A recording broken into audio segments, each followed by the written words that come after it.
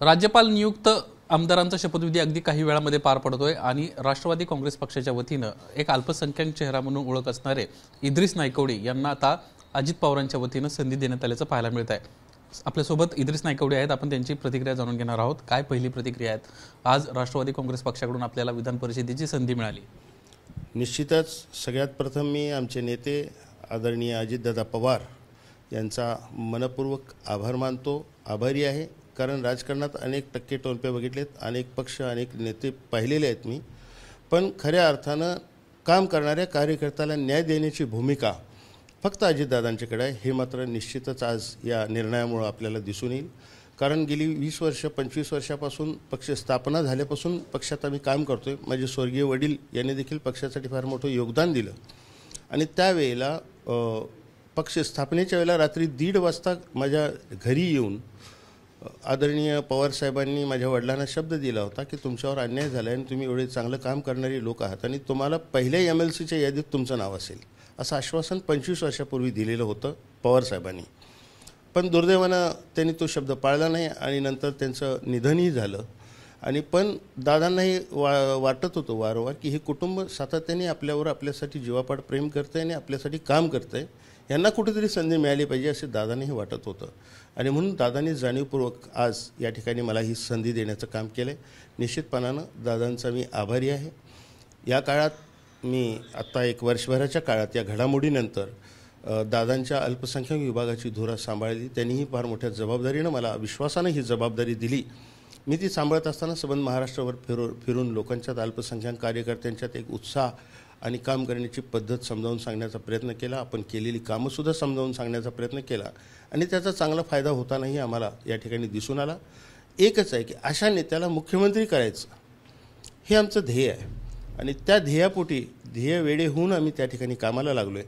येत्या काळातसुद्धा आता जे काय थोडा वेळ राहिलेला आहे विधानसभेच्या पूर्वीचा, या काळातसुद्धा संबंध उर्वरित महाराष्ट्रात फिरून त्या ठिकाणी अल्पसंख्याक समाजाला आमच्या पक्षाबरोबर जोडण्यासाठी म्हणून जे करावं लागेल ते कष्ट 24 तास राबण्याची भूमिका आणि शेवटी कुठेतरी जाऊन अशा नेत्यांना मुख्यमंत्री पदाची संधी मिळावी ही आमची मनोमनची भावना आहे आणि त्यासाठी आम्ही झटणार आहोत सातत्याने। खरं तर लोकसभेला आपण पाहिलं अल्पसंख्याक समुदायानं राष्ट्रवादी काँग्रेस पक्षाची साथ दिली नव्हती। तुमच्या निमित्तानं आता विधान परिषदेला तुम्हाला संधी मिळाली आहे, विधानसभेला याचा फायदा होईल? निश्चितच होईल। लोकसभेलाही विषय वेगळे होते, राष्ट्रीय पातळीवरचे विषय होते आणि त्यामुळं राष्ट्रीय पातळीवर आमच्याबरोबर असणाऱ्या पक्षांच्या बाबतीत वेगवेगळी भूमिका होत्या आणि त्यामुळं कदाचित अल्पसंख्याक समाज त्यावेळेला थोडंसं दूर होता हे मान्य करावं लागेल।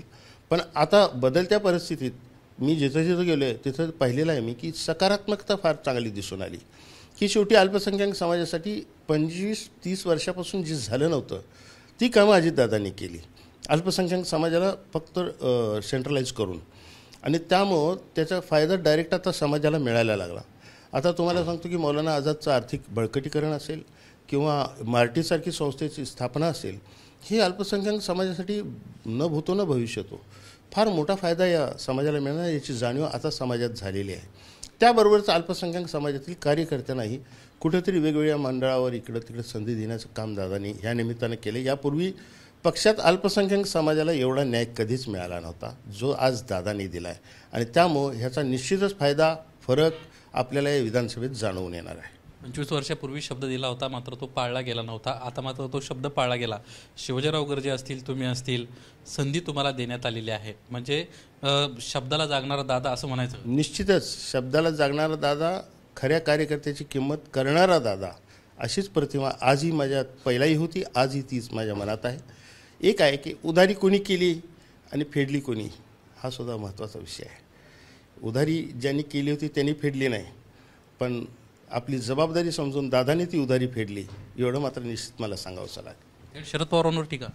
शरद पवार असा शब्द नाही वापरलेला मी की आश्वासन दिल्यानंतर ते पाळावं लागतं, नेत्यांनी ते पाळायचं असतं, पण ते पाळलं गेलं नाही दुर्दैवानं। पण दादांच्या डोक्यात ती उधारी शिल्लक होती आणि दादांनी ती उधारी या निमित्तानं फेडली, असंच माझ्यासारख्या वैयक्तिक कार्यकर्त्याला, छोट्या कार्यकर्त्याला वाटणार आहे। आणखीन एक महत्त्वाचा प्रश्न, राजकीय वर्तुळात अशी सध्या चर्चा चालू आहे की तुम्हाला जी संधी मिळाली ती संधी खरं तर बाबा सिद्दीकी यांना मिळणार होती। 2 दिवसापूर्वी तुमच्या मित्राची हत्या मुंबईत झाली, काय भावना आहे त्या सगळ्या विषयात? असेल, कदाचित त्यांचंही नाव असेल त्यावेळेला, तरी काय वांधं नाही. कारण शेवटी बाबा सिद्दीकीसुद्धा आमच्या अल्पसंख्याक समाजातील एक मान्यवर चेहरा आहे आणि त्यांनी देखील स्टार प्रचारक म्हणून त्या ठिकाणी आपली भूमिका लोकसभेच्या वेळेला पार पाडलेली आहे. इथं विधानसभेला सुद्धा ते पार पाडणार होते. मग त्यामुळं बाबा सिद्दीकी निश्चितच सिनियर होते मला, त्यात काही वादच नाही आहे. आणि कदाचित समजा त्यांचं नाव असेल सुद्धा तर काही वांधा असायचं कारण नाही. काम करणारे, संघटनेत मदत करणाऱ्या लोकांना संधी मिळत असेल तर त्यासाठी वैयक्तिक मला संधी नाही मिळाली म्हणून ते चुकीचं आहे असं म्हणणारा मी कार्यकर्ता नाही आहे. मित्रबाबाची आठवणी? निश्चितच बाबांच्यामुळं, बाबांचा सहवास या 8-10 महिन्यात मला फार चांगला लाभला. त्यांनी वेळोवेळी आपल्याला रात्री 2-2 वाजता ते फोन करायचे, इद्रिस तू इकडे चाललेस तर इकडचे इश्यू आते आहेत. आणि जिथं जिथं जाईन मी महाराष्ट्रात तिथल्या प्रश्नासंदर्भात ते मला मार्गदर्शन करायचे आणि त्यानुसार मी त्या ठिकाणी जात होतो. आणि बाबांनाही कधीही मी हाक मारली तरी ते कधीही म्हणजे नॉट रिचेबल नाही. तर कायम मला सातत्याने त्यांनी सहकार्य केलं आणि संघटना वाढवण्याच्या दृष्टिकोनातून मदत त्यांनी फार मोठी चांगली मदत केली आहे. धन्यवाद आमच्याशी बातचीत केल्याबद्दल. एकंदरीतच अल्पसंख्याक समुदायाला कुठेतरी न्याय दिला गेला पाहिजे, जो 25 वर्षापूर्वी द्यायला हवा होता. संघटनेत आत्तापर्यंत एवढा न्याय कधीच दिला नव्हता, जो आता अजित पवारांच्या निमित्तानं दिला गेला आहे. त्यामुळे शब्दाला जागणारा दादा आणि तो शब्द पुरा करणारा देखील दादा, अशा पद्धतीची प्रतिक्रिया इद्रिस नाईकवडी यांना दिली आहे. कॅमेरामन विजय देसाईसह निलेश बुदावले, एबीपी माझा, मुंबई. एबीपी माझा, उघडा डोळे बघा नीट.